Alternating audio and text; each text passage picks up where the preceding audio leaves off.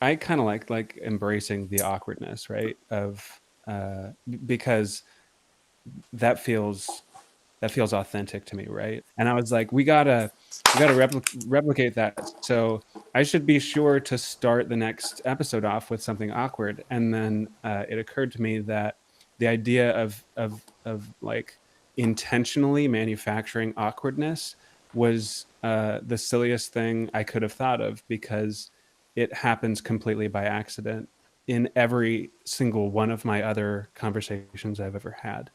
So I don't have like a any way that you should respond to this prompt, but I just wanted to start us off with that thought.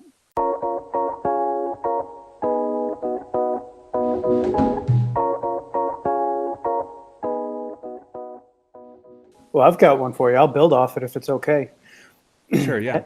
Having been a beneficiary of your conversation with John, I thoroughly enjoyed the awkward intro, and I agree with you. It was completely authentic because you couldn't have scripted it. That's what made it funny, and that's what made it inviting to want to sort of track or pay attention to.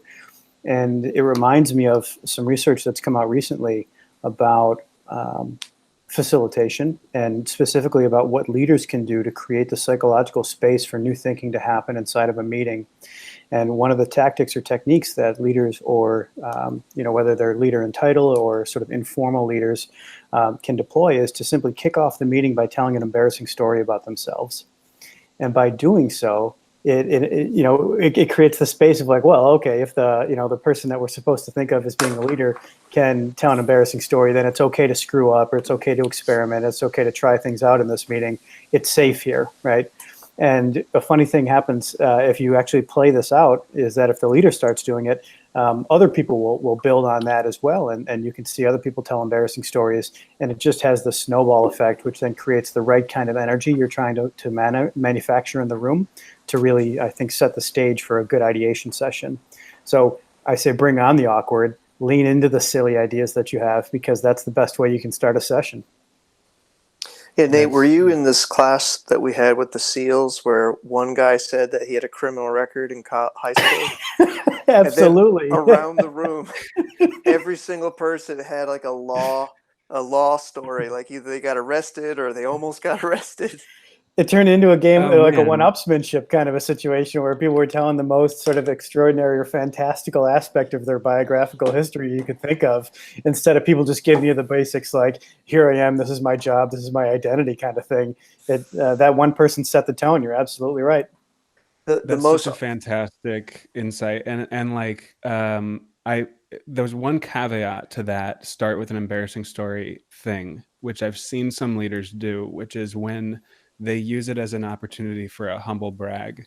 It's like, I have the most embarrassing story ever, and then they're like, I was having my weekly lunch with Reagan, and yeah. and this horribly embarrassing thing happened. That's not, no, I'm sorry. That's not the point of that story. And the caviar dripped onto my tie. Yeah, yeah, exactly. Um, that reminds me a lot of the role of the icebreakers in facilitated sessions. And I've heard some pushback on use of icebreakers, that people aren't getting the point of it. I recently started doing one where I ask people to identify with what what their favorite animal is, like what's their spirit animal, and then they post on the board, this is my animal. And then I kind of expanded it to, all right, now everybody group your animals, put them into their categories, just because I wanted to see what people did by themselves. And it was one of those things that I was kind of anticipating to go badly. I was just sort of curious how it would go badly. And it was an opportunity to say, hey, this is what happens when we don't apply purposeful social technology, when we don't think about how we're going to group things, or the fact that we will all automatically think something different when we think categories of animals, right? It starts with something silly, though, right? It's like, because it brings us all to the level of human beings engaging with each other, which I think is an So, important quick aspect. thought on the icebreaker thing. I think anytime, if you feel like you might get pushback, something you can tuck in your back pocket is just simply throw out the sort of analogous scenario of, can you think of a professional sports team that would ever play a game without warming up? Absolutely not, right? So when Yeah. you talk to, or if you work in a high-speed creative team, IDEO, And I mean, you pick the high-level design firm, right, or a high-level creative problem-solving think tank. They all do cognitive warm-ups the same way that a sports team would do physical warm-ups, right? It's about literally kind of getting the blood flowing and sort of the imagination muscles working. So if the pros are doing it, then I don't think it's ever too good. We're too good to be doing it too. You know what I mean? This seems like a great timing in the podcast episode to say welcome to In the Weeds with Project Agitare, or now Agitare, because that's our rebrand recently. We dropped the project part. No longer the Facebook. Yeah. It's just exactly. Facebook. Yeah. And also to say, we should probably have you both introduce yourselves just really briefly, who you are, what you're, and then a just very quick, let's say under 60 seconds, your journey into the world of design, which I think will apply the amount of constraint it requires for you to really prioritize what you think is the most, the juiciest aspects of your role and what it means to you professionally and personally. You want to start, Nate? Sure. First thing, because I'm not sure whether I'm here as a sort of private citizen or as a contractor for Meta Solutions working under the Joint Special Operations University, the educational arm at SOCOM. And if so, all opinions are certainly my own. That being said, my foray or sort of launch into this field came through, it was emergence, it was happenstance. And I just happened to be really fortunate to end up in a place where there was a small group of sort of thoughtfully committed practitioners of applied creativity at SUNY Buffalo State. The department was known as the Center for Studies in Creativity, which then became known as the International Center for Studies in Creativity, and is now currently, as of last year, I think now called the Center for Applied Imagination, which is a hat tip to a book written in '53 by Alex Osborne, published by Scribner, called Applied Imagination, which laid out the original principles and foundation for brainstorming, and actually coined the term brainstorming. And, it was written in '53, so it's going a while back, but I just went back and reread it, and I still cannot believe how far ahead of its time that book is in terms of laying out best practices. So anytime you see design thinking principles etched into the walls at IDEO, or like I said, you pick the big name design firm, those all emanate from, those almost all, I will say. I'm not taking away contributions that have happened since, but largely the foundations are coming from that early work of, it's the 1949 address to the American Psychological Association by J.P. Guilford. It's 1961 Graham Wallace 1926 Graham Wallace laying out his four-stage model. It's 1961 Mel Rhodes writing a paper that documented the 4 Ps of creativity in terms of the creative people, creative process, creative products, and creative press or creative environments. It's this foundational work. I think you've got to have that backstory there, which is in a, I'm over on my 60 seconds, but that's where how I came into this game, was by being a creativity researcher and then an applied practitioner of those insights about the foundations of creativity and how you can bring them to life in a group setting applied against real world problems. It's so funny that you bring up that origin, and you mentioned just like the 1950s and some of those foundational works, is because somebody just posted on our Slack channel an essay by Isaac Asimov in 1959 about the nature of creativity and the facilitation required, which I was blown away, because I'm seeing some stuff that we're still wrestling with today.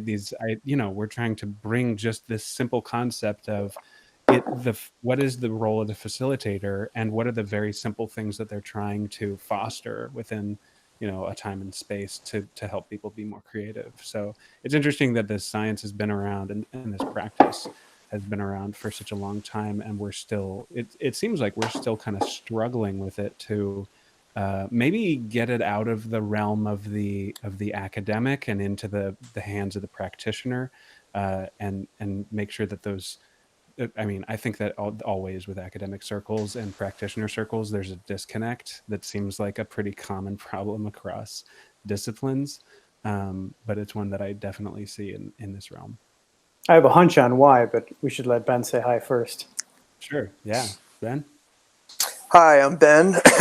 I get to say I'm Dr. Ben Zweibelson now because I just got to defend my dissertation with Lancaster, so that's exciting for Wow. me. So Here, here. Congratulations. thank you. And so my research in philosophy was essentially the philosophy of design. So a focus on military design, but at a meta level, explaining how design works, both from the commercial, academic, security side, and then kind of talking about all these things, which is part of why I teach at the Joint Special Operations University. And just like Nate, I'm also a contractor, so all my comments here are, of course, my own.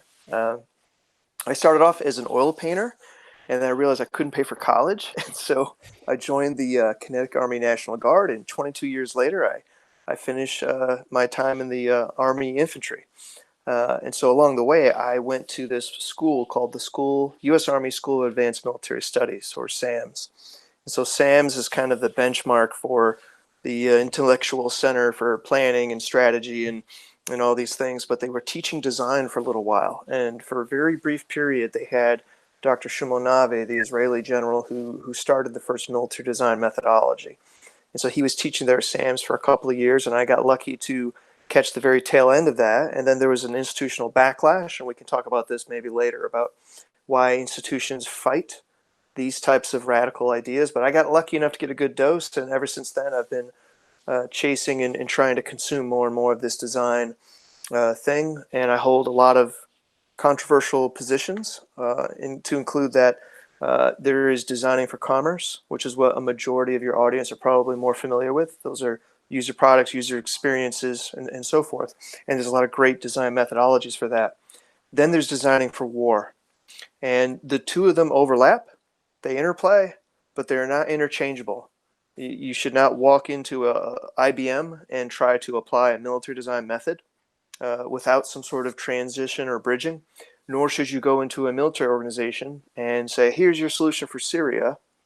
Use the hexagonal IDO model. Use Agile. Use Scrum. These things won't work except for very specific areas. And there's a lot of reasons for that. And I know this is over 60 seconds and not part of my intro, so I'll just stop. Yeah, no, absolutely. When I said 60 seconds, I definitely anticipated. It's, it's kind of like people say when your doctor asks you a question, assume they're gonna multiply what your answer is by 3 because they know you're lying. Sometimes when Yeah. you apply constraints, you should take, what people are going to anticipate is really possible and in the moment into those constraints, right?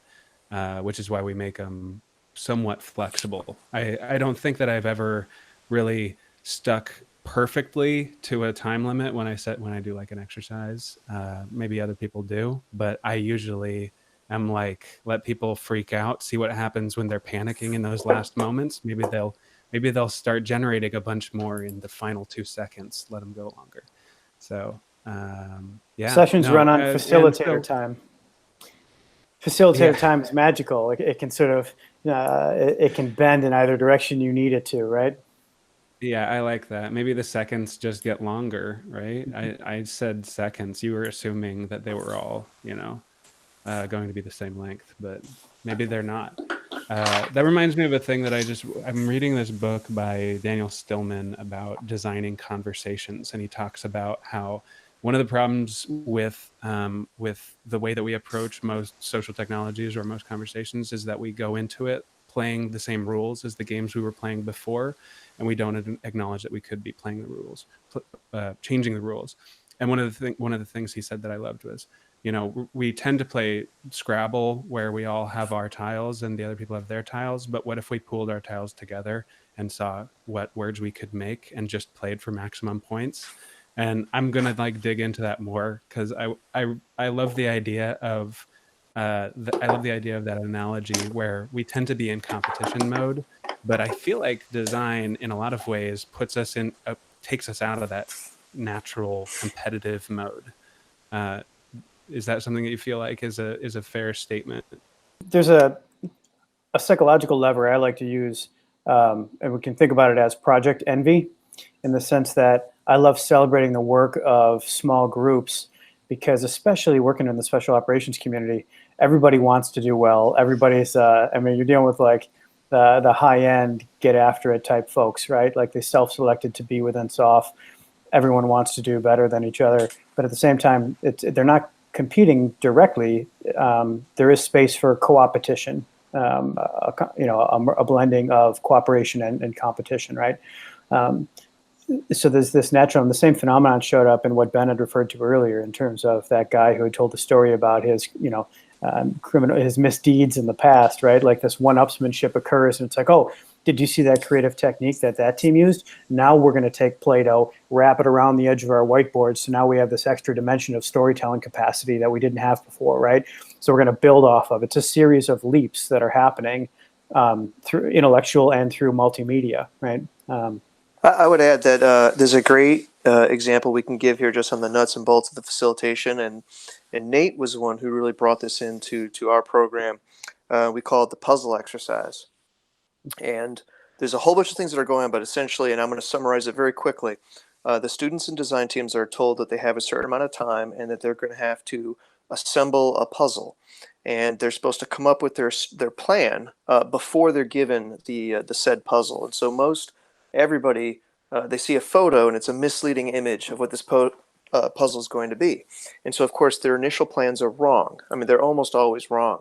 And what we're really looking at is when we drop the bag and tell them go, the environment is competitive. So everyone, you have all these military, you've got a bunch of Navy SEALs, you've got some Green Berets in there, you've got all these special operations people, and they want to win.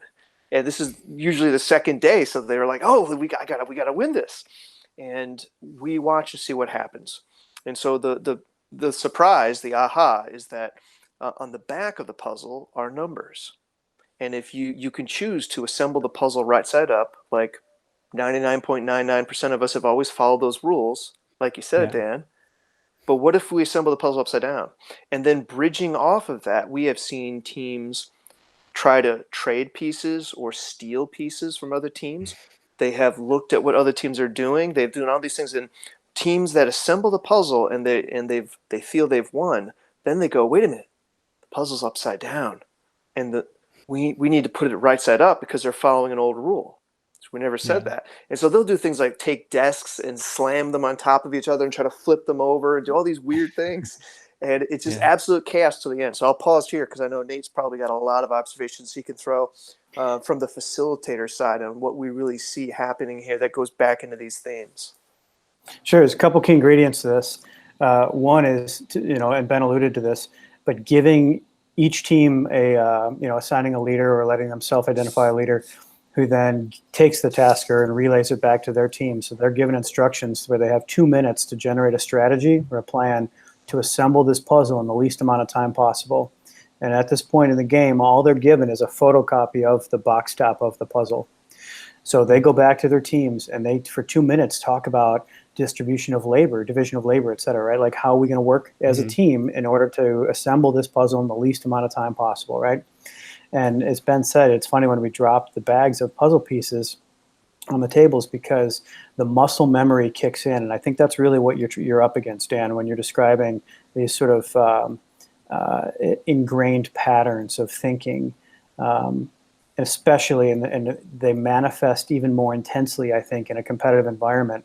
And we actually manufacture, in addition to the people sort of already having this competitive bent to them internally, but that environment in the teams or in the room, as well as a soundtrack that we put on of some like slightly anxiety-inducing building tempo music in the background with like clinking and batting like plates from like a cafe scene, right? And it's so funny because the people, when we debrief this at the end, they'll say we never even heard the music, but they felt it, right? Like their heart rate is accelerated, et cetera. And it's fascinating because there are a lot of teams that'll never even notice the data on the back of the puzzle pieces. They will flip every piece over to get it picture side up to make reality map to what they wanted to see, as opposed to being open to the newer novel information that's there. And if they're open to the novel information, it requires one person to call timeout in the group, whether they're the leader or not. Somebody's got to say, wait a minute, do you guys see the handwritten freaking numbers with arrows on the back of these puzzle pieces? Why are these here? There's no puzzle comes from the store that has magic marker written on the back of it with arrows, right? So I love the attentional blindness that's there as well. So there's so many ways to debrief this exercise, but I'll end on one more thing, and that Ben brings up an awesome point.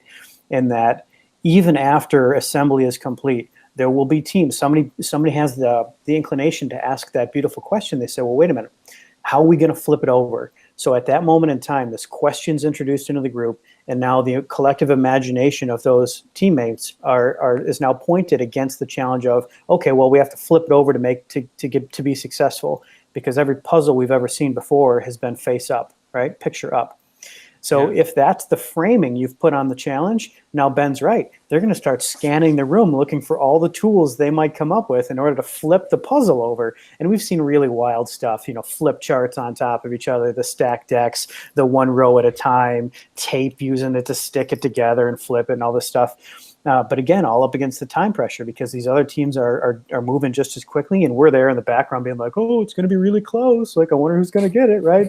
So we're playing into it. But at the same time, there's a space there. There's a little intellectual wiggle room for somebody to say, well, wait a minute.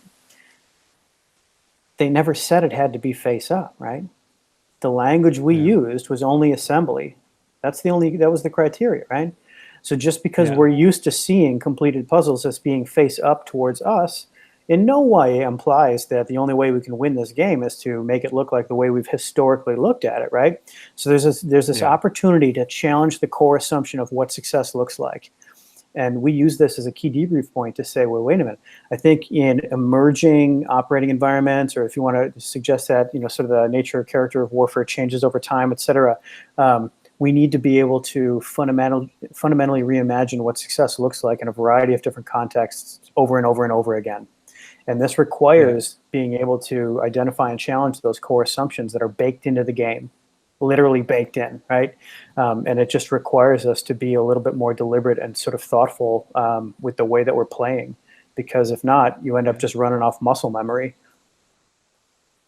Well, so yeah, I mean, that reminds me a lot of the conversations that we've been having in the wake of COVID-19 and the sudden loss of operations, and now the stand up of virtual operations, and the common practice of just doing exactly what we were doing before, but in a virtual kind of way. We're still doing, and which doesn't work very well. It doesn't produce the same kind of value, right? So those old social technologies were created to be efficient and repeatable, with set roles and set activities and set timelines for the old rules, which we assumed would never change. Now the rules have changed. We didn't actually understand the value we were intending to create to start with. And so we're just trying to mimic the old factory processes for conveying a batch of information up, in these set, types of packets. And right now, the Defense Entrepreneurs Forum is working through a project called X-Work, where they're trying to figure out what are the new rules of work, which it seems like is what being an agile organization is all about, right? It's all about kind of understanding what the value to be created is, and then continually allowing the rules of work to change in order to facilitate or foster that value, like just to be very general about it. So one of the things that, that puzzle exercise makes me think of is this idea of, first, we self-organize into teams thinking that like there's this hierarchy that we have to set up first, right? Because that's what's supposed to work for problem solving, or has worked in the past, or we were taught to in whatever PME. And then there's the trying to anticipate everything instead of creating a structure that is all about first asking as many of the questions as possible, right? Which is one of the key points to what you guys are trying to do at JSOW, is to instill a mindset, right? Absolutely. So one of the things, going back to the puzzle exercise, we don't see this every time, but our facilitators are waiting to watch. And there's a moment when they have their plan, the bag of puzzle pieces are dropped, and they slowly realize that most or all of their plan is not going to work. For example, most of them assume that the puzzle is square in their planning because Nate frames it that way. And so they usually come up with a plan like, you do the edges and I'll do this, and and they've got it all set up, and suddenly their entire plan isn't going to work. And as this is happening, you can see the wheels turning, and sometimes someone will come up with a new solution right there that deviates from the plan. And one of two things will happen. Either the team will agree to it and they'll shift their plan, or one or more people will say, no, stick to the plan, and they'll try to force it. And so we use that and we key in on it. And so the facilitators move right over like a shark pit. And we're just watching and watching and watching, because usually the teams that stick to their original plan fail. They finish last, they don't do well. And then the whole part of the unpackaging is talking to them. And you talk to you ask the person who came up with the new idea, and then you say, what happened? Talk me through it. And then suddenly everyone's starting to really think about it. And then the people that were saying, no, stick to the plan, we say, okay, you recognize that wasn't a good thing, but why? Like, why did you feel compelled to do that? And the rest of the group, why did you all follow through? And it gets into not bad decisions. We're not talking about individual decisions here. This is about the institutional forcing functions that generate us to do the same things over and over without us ever thinking about why we think. And that's the hardest part about design, is getting people to think about their thinking. Yeah, absolutely. And maybe that speaks to, honestly, Nate, you said earlier you had a theory on the disconnect between the academic and the practitioner side of this. But what Ben just said makes me think that maybe a significant part of that is that these are a very large amount of the space in this world is heavily rooted in the theory of it. And so significant work has to be done in the realm of theory, because the biggest thing that you have to impart on people isn't the individual exercises, right? It's these meta concepts.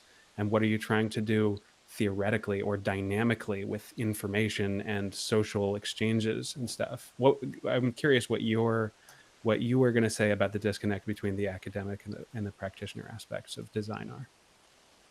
Yeah, I think on the one hand, when I think about creativity and design, we want to use those two constructs. They're just so big and they mean so many different things to different kinds of people that it doesn't really help to try to have a conversation about it at a 30,000 foot level, because no one's tracking the same thing, right? Like, an artist thinks about artistic creativity way differently than an engineer thinks about problem-solving creativity versus a scientist and scientific creativity, right? Like, I remember I was asked to do the keynote at an accounting conference, like this week-long continuing education for people who have their CPAs. They have this like mandatory annual requirement, right?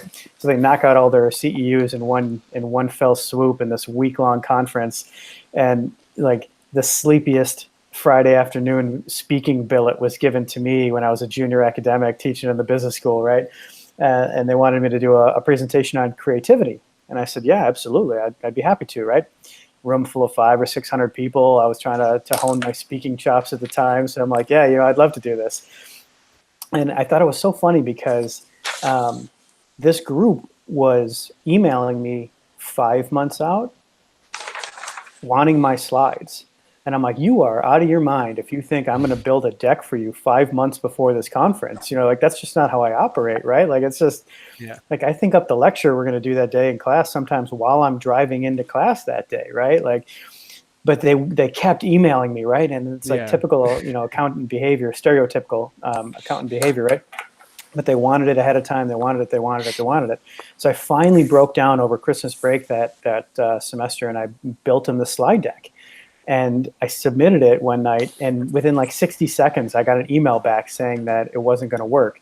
And I remember being so miffed by this. I'm like, they couldn't have even looked at all the slides. And they're like, I looked a little bit further down the email, and it says, you're going to have to change the title of your presentation. And it said, because it was called Creativity in Accounting. And they said, that's what gets people in federal prison. And I said, oh, wow. Okay, I see what I'm up against now, right? Like, they have in their mind a very specific definition of what creativity is, and it's a bad thing. Yet I'm going to convince them that I'm going to leverage the research that's out there. I'm going to do some qualitative research on my own, sort of primary research, interviewing accountants and learning more about the practice of accountancy. And I'm going to analyze and develop case studies to specifically and deliberately identify the ways in which people manifest creativity in a professional accounting setting. And it turns out Not only are accountants creative, they're fantastically creative. And very specifically, I found a wonderful example in tax accountancy. So if you think about a tax accountant, what this person has to do from a work perspective, right? So like you want to circle this back to, the new ways of working. Tax accountants have to analyze the IRS tax code, which gets updated regularly, like throughout the year. So they have to know the rules of the game, right? They have to learn how to put puzzles together based off this sort of amorphous, ever-evolving set of rules. And once they identify a loophole or a little bit of white space on the board, they then have to develop a strategy to exploit that white space in the tax code.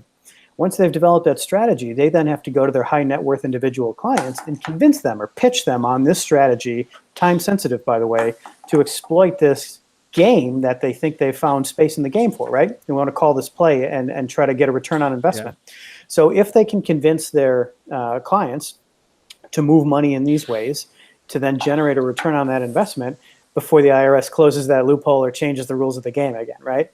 So this cycle happens maybe every 4 months, 6 months, 8 months. And if you think about it, that's competitive with like the most high-end electronics product development cycles in the world, right? Like 6 months, 8 months, 9 months, right?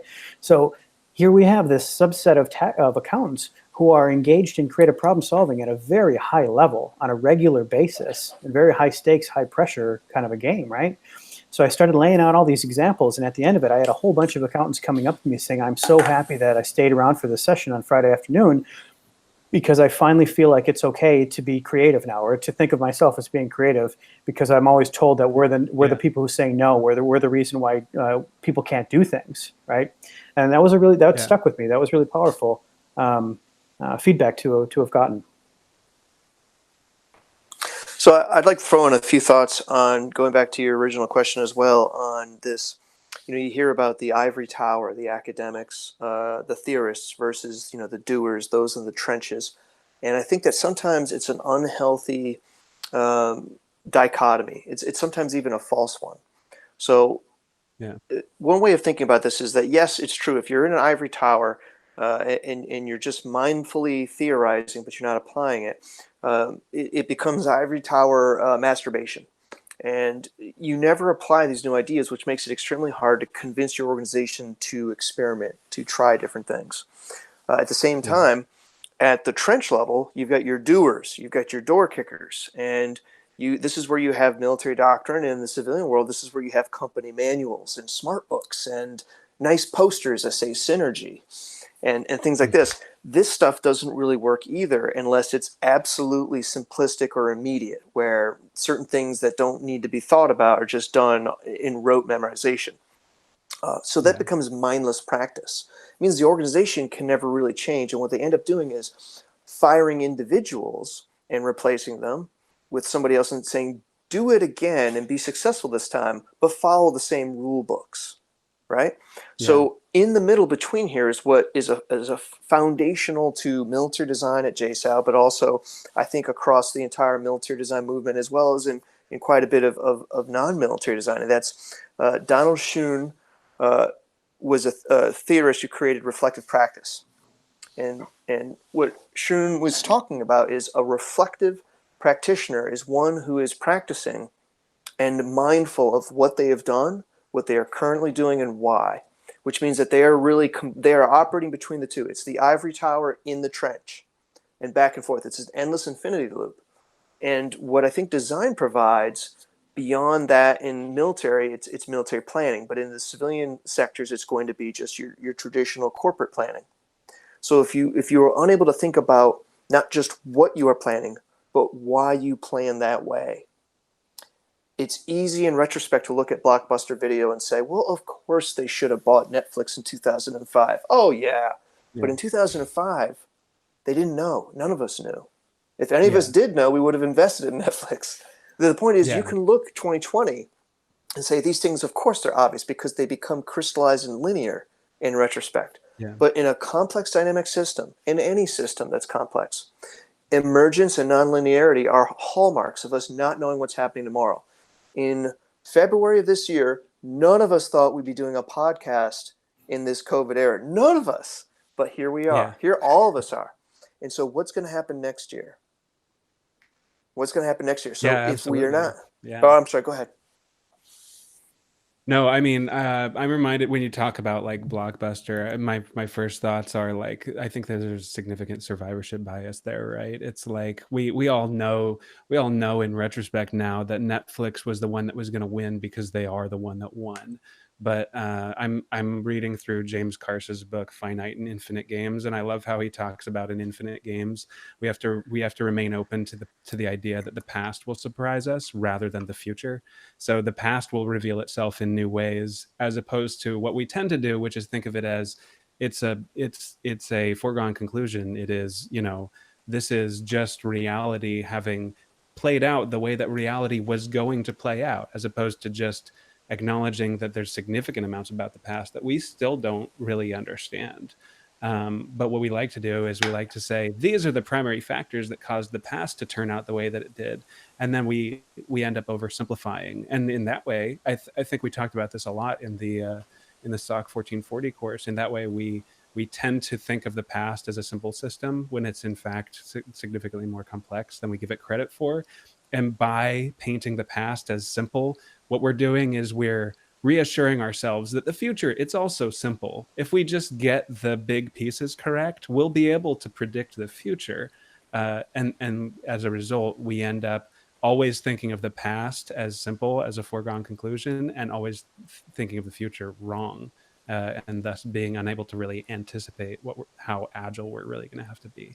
So Absolutely. Ben's going to drop a Carl Weick wisdom on you right now. Yeah, I was gonna. So we use Dr. Carl Weick a lot in design, and so if you take social paradigm theory, which it came in the 1970s, and it's building upon the original Kuhnian natural science paradigm shift. Now, the difference here, though, just very quickly, is that a natural science paradigm shift is when you take a previous paradigm that's no longer working, such as Newtonian physics, and so we're looking at the stars, we're looking at all these things, and the physics just aren't working.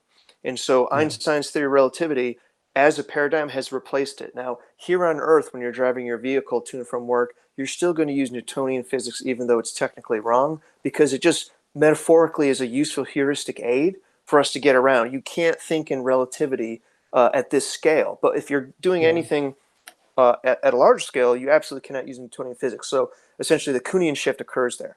In social paradigm theory, though, they recognize that there are different groups of people around the world that are radically looking at the same exact things in the world differently because of social beliefs, values, assumptions, ideology, philosophy. We get into the fancy isms. And so how do these things, they compete together? So we have to think about different paradigms. So Carl Weick provides an interpretivist paradigm approach on how we look at history and how we look at the future. What I mean by that is he's arguing from a position that there isn't this analytic, optimized, measurable, structured, uniform, universal way that humans experience reality. It's actually very soupy and fluid, and we have to look for patterns. And so he says, most of the time we believe, and this is that rigid way, that we remember the past so that we can imagine the future. And he says, no, it's reversed. We actually imagine the past so we can remind ourselves how the future is supposed to go according to our institutional frames. And that is how we end up with organizations expecting tomorrow to be just like yesterday. And when it doesn't happen, we just fire somebody and we tell the next person, hey, make it like yesterday and do it better than the last guy. Instead of us thinking, why do we do it that way? And when you take Netflix versus Blockbuster, Blockbuster was looking more towards their history of how tangible, physical, geolocated entertainment was moved versus this digital, cyber, virtual context that just, it wasn't quite there yet. It was still new back in 2005, but it was too big of a leap. And so there you have it. That's one way of looking at it. Once again, 2020 hindsight. The question today is, with the things that are emerging right now that are just not quite everyday items yet, but we know they're important: 3D printers, reliable commercial space travel, looking at bitcoins and blockchains and these types of things. So they're there, but they're not really dominant yet. How are they going to transform reality for us? Yeah, absolutely. So I'm going to fight every urge to go deeper down this rabbit hole because we are quickly approaching the end of our time, and I promised myself I would make sure we were grounded in applications. So outside of the realm of these, the adjacent possible of the, the realms of current technology or current science, let's talk about at the unit level, because I know that you all are dealing a lot with strategy, and you're dealing, at a very high level. But I'm curious for our, our audience members who aren't dealing with high level strategy, who might be dealing with what is my flight, or what is my unit, or maybe what is my group or wing. What are we dealing with right now? And those are, Air Force terms, but we cross a lot of branches as well as government offices. Within just an office with a line of practice, how would you say it would be best to put those principles of, rather than remembering the future, actually anticipating its complexity? What are the concrete steps that you would suggest, besides start jumping into classes at JSOW, which I would highly recommend as well? I'll take a swing at it, but the first, I got to throw one or two things out there real quick. First, the number one recommendation would be to get yourself involved with with Agitare as a community of practice, because Daniel, I love what you're doing. I love the passion that you're bringing to the game. I love the courage that shows up when you're writing, just your get after itness, and the amount that you believe in facilitation as a DoD capacity in the wings. Like, I love that. I love everything about it. I appreciate that. Really, yeah. I always forget to pitch my own nonsense, so it helps when other people do. Well, I mean, it's just it caught my eye, and it's I look forward to tracking the hashtag on LinkedIn and seeing what y'all are up to all the time. Right? It's something that I want to be a part of, because you're building momentum, and it's something I believe in. So, facilitation as a core competency isn't yet a thing, I don't think, in DoD, but we can make it a thing. Sure. And what you're talking about at the group or kind of unit level. I think it can show up in those ways, right? Like whether it's just individuals who want to get better at running meetings. Okay, great. That's facilitation, and it's useful, and it's super practical, and it's as ground level as it gets, because everybody has to go to meetings that suck.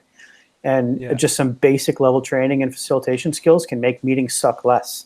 And if you get better at it, you realize some percentage of those people are going to be like, wow, this is really awesome. I love making meetings suck less. I might want to do this as a career, right? And so all these doors start to open, and you realize that you can help people effectively. Like, what you're doing at the end of the day is you're just helping people coordinate and organize their thinking and their cognitive faculties in order to be able to move the needle on issues that they care about. So it doesn't really matter whether you're talking about a product level at a small group or a strategy level. Like, you're doing the same stuff, right? It's like, what kind of a problem or problems, plural, are we up against? Are these planning problems? Are these doing problems that we're just ignoring? Are these invention problems that really require new thinking? And then let's look at our approaches. Have we just not done enough due diligence on this thing in the sense that the solution sets are out there? We just need to Google them? Or is it something that we need to adapt from a different context and move those insights into what we're doing, right? Do we just need to take agile principles and make our workforce more sort of agile in the way that we do business? Okay, great, let's do that. Or do we need like fundamental Kuhnian paradigm shifting, brand new ways of thinking about systems, that affect us? I love what you're getting at here, which is one of the foundational sort of principles of Agitare, which is, I think about, what is recommended in a design context, or what would, for example, in the Cynefin framework, what's the recommendation for operating in complexity? And the massive scale bureaucracy of the Department of Defense is a perfect example of, cultural and organizational complexity. You got a bunch of different human systems all operating in kind of different ways, but aligned to extremely rigid frameworks, like way too many constraints for the amount of complexity that we're facing on any given day. And my thought, and the recommendation is always, you analyze what is in the adjacent possible, right? You get an idea of what the actual problem space is, and then you run a bunch of safe to fail experiments in parallel.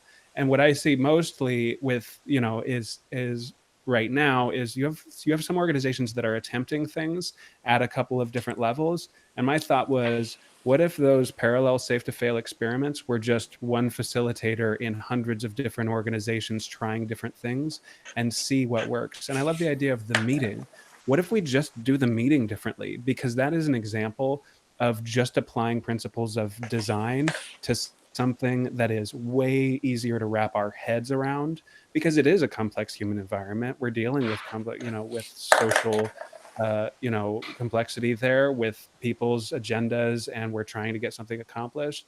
But I love that, like, let's just take a small bite out of thousands of different, ways that we try and get after problems and see what works, and then scale from there.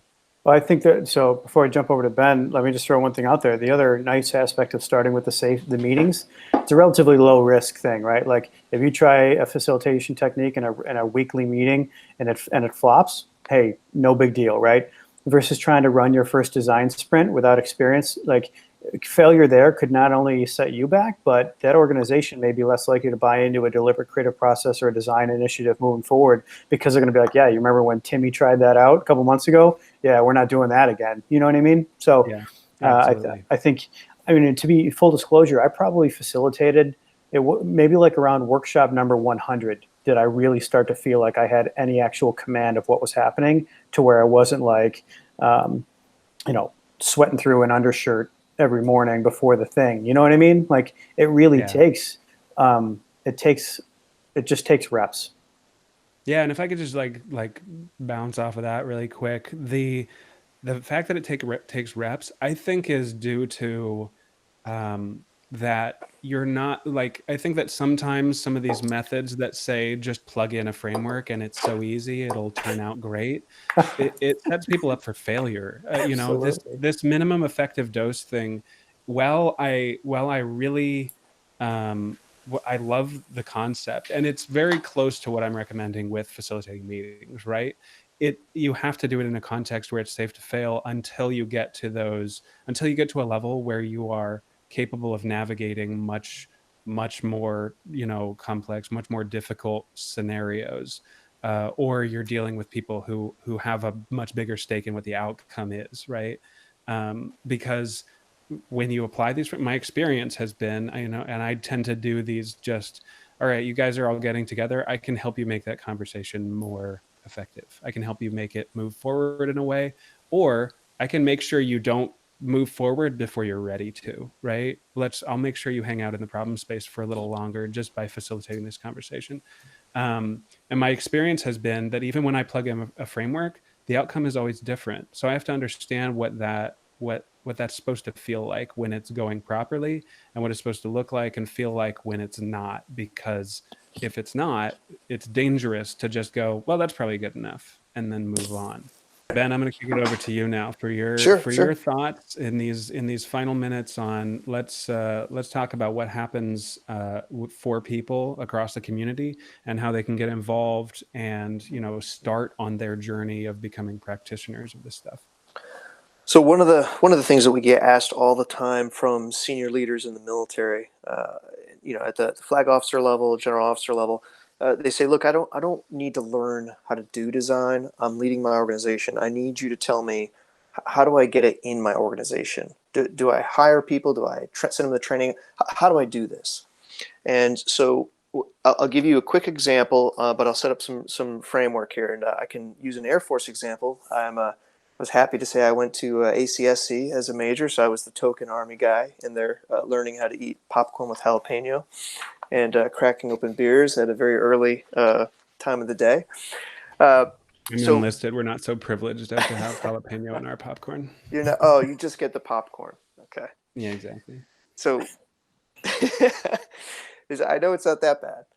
So all right. So here are the ground rules for any organization that's really trying to do this. Number one, and I hate using this term because it's used terribly today, but we need a safe space for experimentation.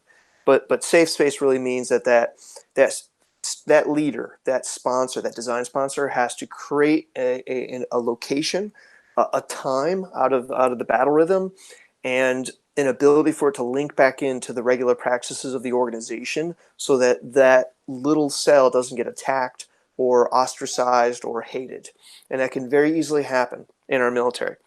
And the second thing that leader needs to do is put the right diversity of intellect into that group. And so normally people will say, well, I'm just going to stack all my best performers in there. Well, you put all your best planners in there, you're going to get a really good plan, but you're not going to get any design. Yeah. I would say that, diversity of intellect for me is taking, if you're going to take the 3 airmen of the quarter, you better add in there 3 airmen from last month's blotter report as well. Because Yeah. I want different people that think differently. And some of the people that perform poorly in our military gets rid of them. Sometimes it's for justified reasons, but a lot of times it's because they just don't think the right way. They don't fit in. And most of you have seen that at a junior level, where lieutenants and airmen get booted because they just didn't click, because they were thinking so differently. And that's exactly the type of people that you could maximize to provide that diversity of intellect if you don't lose them first. Third, you need to have strategic sponsor or senior design sponsor support and protection. So that leader, that commander, that command team needs to protect this organization and engage with them. That means coming in, not receiving a briefing, but sitting down for an hour, clearing their calendar, and getting up on the whiteboard and rolling up their sleeves and listening, not giving guidance. This is where mission command really doesn't work in how it's normally applied in the military. And then lastly on here, failure in the design cell. Failure is much more important than almost anything else, provided that that failure is built upon reflective practice. And so that team, they get rid of problem solution. That goes out the window because that's a planning mindset. We also get rid of end states and risk reduction. These types of concepts are part of the way we structure our planning. And instead, you're dealing with design, which is shattering and deconstructing what you currently have in order to consider what you're not thinking about, and then provide that as your groundwork for experimentation. So here's an air power example. In the Wayback Time Machine, we'll go back to the interwar period between World War I and World War II. And at this point, air power is really taking off. And so companies are able to build advanced air fighters almost every year, where they were just figuring out these new things, and they were rushing them to the militaries that were buying them up. And so these air forces and air corps, Army Air Corps, they're just buying them up like hotcakes, going, hey, this one goes faster than the last one. Give me 20 of those right now. And so they're coming off the assembly line with the engineers saying, well, we think that the planes can do this and they can fly this way and they have these capabilities, and they give them the manuals. This one British aviation unit said, you know what? We don't think the engineers that built these planes know exactly what they built. And so they designated one plane for every batch that they would acquire of a different model. All the other planes, they kept everything, and they told them, learn how to fly it by the book, do it the right way. But then they told their pilots, this one plane over here, they stripped out all the control labels. They threw the book out. And they said, we want you to take this plane up in the air, and we want you to break all the rules. See what this thing can do beyond and outside of the engineer's own expectations of what this plane is supposed to do. Now, don't kill yourself, but break all the rules, because we think that if you can figure out something that this plane can do that even the engineers didn't intend or didn't realize, that will provide us a new advantage that no one reading the book will ever discover. So that's a very tactical example, and a very dangerous one too, actually. But that provides that metaphoric device that we're looking at on, can you create a safe environment? And the airplane is a little shaky on that one, but bear with me. Yeah. But all those other things, it ticks the box on, can you allow your organization to experiment, to reflect, to critically think, and then creatively explore that which is normally gets slapped on the hand for even considering. Yeah. And that's it. Yeah, and I love that analogy, and I love also the acknowledgement of sometimes it really requires an acceptance of the idea that innovation doesn't come from a system that can be made efficient. Yes. I think that there are ways that we can de-risk and that's what you see in sort of agile development practices, right? Is de-risking is to lower the amount of investment required to learn.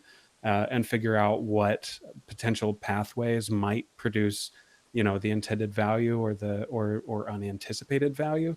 But I think the unanticipated there is a key aspect. It's that you can't really, and I wrote a piece on this a short time ago about this analogy of wandering downhill, because sometimes in order to find pathways to higher peaks with your mountain climbing, you actually have to go downhill, sometimes a significant way before you can actually reach. I got that from a book by Andreas Wagner called "Life Finds a Way," and it was about the methods of uh, of of evolution. There's natural selection, which can only increase a thing's fitness on a fitness landscape, and so it'll get things trapped on these low peaks, and they can't go any higher. And then there are other things which are intended to knock it off of those low peaks, so that they have a new way of traveling upwards. So I think that what you're talking about, creating those cells and those spaces, is a key aspect for innovation strategy. Is creating environments and people whose role it is to engage in potentially inefficient processes. Reminds me of I was listening to Astro Teller. I think he was being interviewed by Tim Ferriss one time, and he was talking about kind of the environment that they set at Google X and the Moonshot Factory. And it's like, it's just it's a bunch of smart people running around with T-shirts that say "Safety Third" on them, right? It's as opposed to a sign on the wall that says it's been X number of days or years or whatever since somebody got hurt. Like, yeah, you never want people to get hurt, but if you're optimizing for nothing new or different to happen, like that's what you're going to get.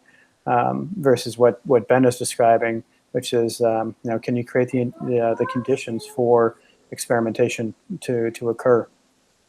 Yeah, absolutely. Yeah, and lastly, just the last metaphor we throw at the senior leaders is most of the time they're the example of the orchestra pit is what resonates with military organizations and large companies that are very good at reducing risk and doing repetitive things uniformly.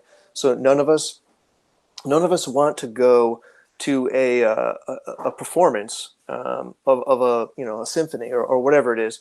You want to hear the music the way it's supposed to be done. You don't want somebody just doing their own thing in the violin section, or somebody not following the notes, or someone decides to be creative tonight and just sing it a cappella. It's like, no, I'm spending money. Pick your favorite band. When you go to the rock concert, you don't want them reading poetry. You want to hear the music the way it's supposed to be done. So that's planning. And when planning is done right, it provides that result, and we are consumers of that, whether we're buying it for commerce or we're consuming it for national security. But what we also talk about is that the leader has to leave the orchestra pit, walk across the street to the jazz cafe, and it's improv night. And it's either improv comedians, riffing off of each other, or it's a improv rap battle, or it's a couple of people sitting around a guitar, a piano, and a saxophone, and there is no sheet music. And they're just experimenting over and over, and they're following each other's riffs, and they're trying different things. And 90% of it probably doesn't sound that great, especially the improv comedy. But when you hear that golden thing, that new thing, this is that new sound you've been looking for, which is Marvin Berry, Chuck Berry's cousin. That is what then the leader takes back across the street to write new sheet music, so the orchestra can play the new sound that brings many more people that then you can get much more effective and productive at. The balance between those is what we don't really teach, neither in our professional military education or even in business school.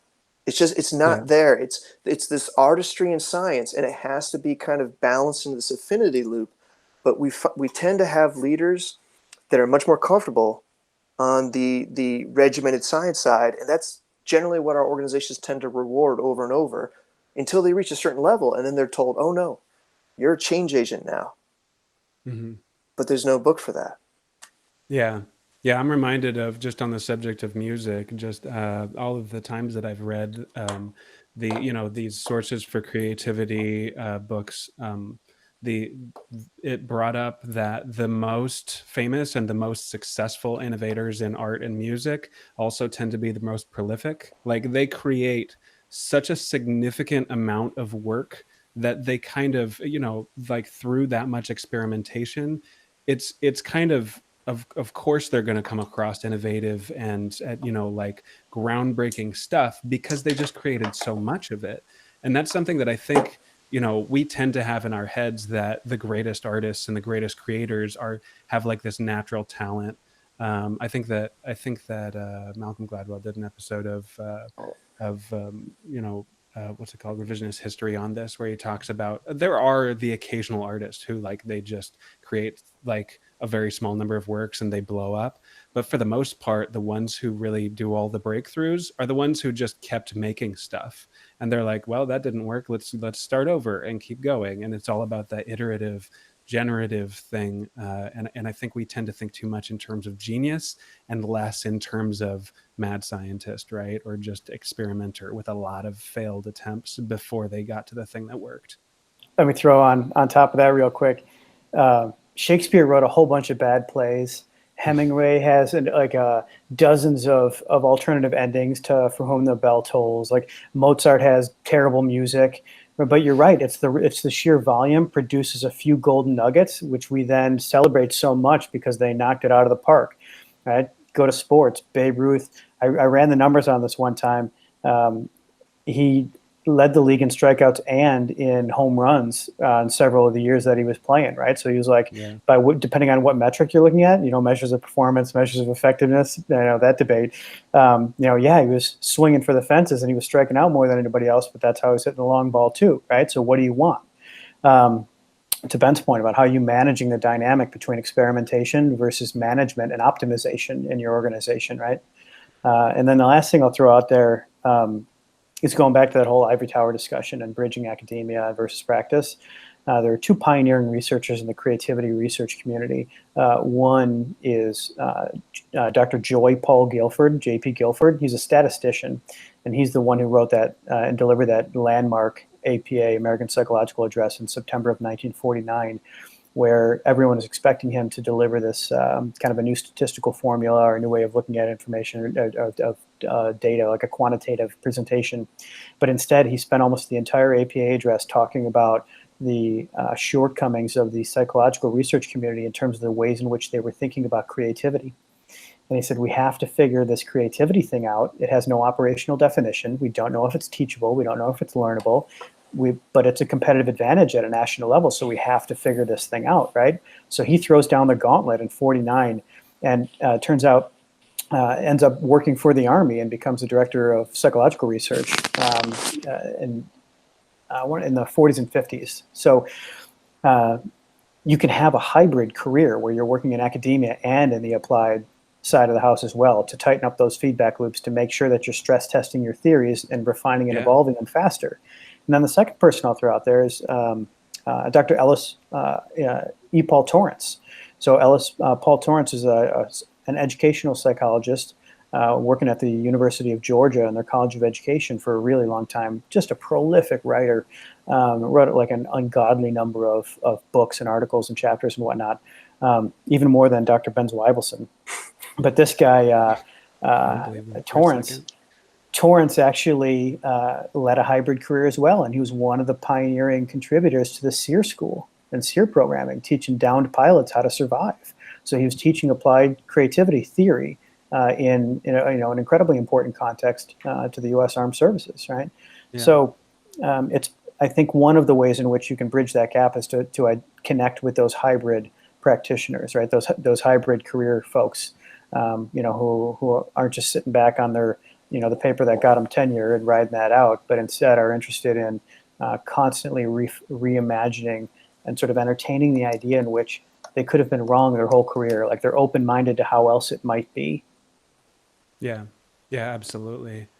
Well, as tempted as I am to stretch this thing into hour 2, I feel like we are going to have to call it quits at this point. This has been just a wide-ranging and fantastic conversation, and I want to thank both of you for joining me and for being open to me joining the JSTOW course 1440. I think the Fundamentals of Design, which I thoroughly enjoyed and would highly recommend to anybody who's interested in kind of the theory and getting into the mindsets behind this realm of fostering creativity, of figuring out how to better scope questions, of asking the right questions.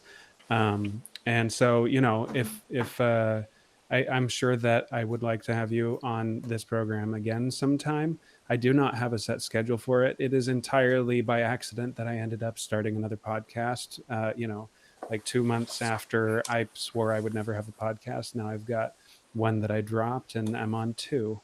So, it will be so long as it feels like it will be useful, and I'm going to kind of let that emerge as it will. But I'm sure that this episode will be enlightening for a wide audience. So any last thoughts before we go? Well, yeah, just really quick. Thanks for having us. And we love doing these podcasts. I would say that for your viewers, if they're interested in other military design content online, so the Air Force has the Over the Horizon online journal, which has podcast articles. And if you go into their search engine and type design, you're going to have a lot of stuff come up because they've been publishing some great stuff. Secondly, if you go to YouTube, there is the Think JSOW. So JSOU, Think JSOW channel, which we upload podcasts, videos, lectures, all kinds of things. There's a great 14-minute military design 101 for those that just want to quick down and dirty on design. Then lastly, I didn't come up with this website name, but this is what they named it. There's the Archipelago of Design, and their actual web address is www.militaryepistemology.com. All right, so you're gonna have to just Google that one. But I'm telling you, if you can get to the website, Archipelago of Design, there's a ton of content from all over the world, all these military designers, as well as kind of the new emerging interplay between commercial hybrid types of design, combining Scrum with Army design methodology, or Agile with systemic operational design. It's really, really cutting edge and weird, and we love it. So, Nate? Yeah, I'll throw a couple out for your viewers as well. That one of my favorite ways, and in some ways this pushes back a little bit against what Ben was saying, in that I agree that you can't take a civilian design methodology and apply it in a military context, and you shouldn't take military design methods and drop them into commercial environments and expect them to work without some adaptation. At the same time, if you're looking for inspiration, I think it can be helpful to look outside of the context in which you are regularly swimming. So go find some new water to swim in a little bit.